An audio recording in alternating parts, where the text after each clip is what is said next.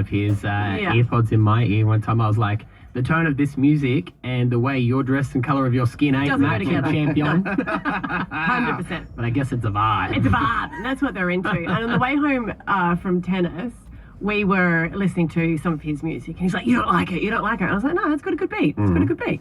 And he was like, "No, you don't. You hate it." And I was like, "I like it. Honestly, I do." And he goes, "You're not really into that music." I was like, "I was." And I said, "Do you want me to explain my first concert?" Right? So I was playing some music to him, and I said, "This is my first gig I ever went to." And I said, it was Naughty by Nature, Coolio, and House of Pain. This.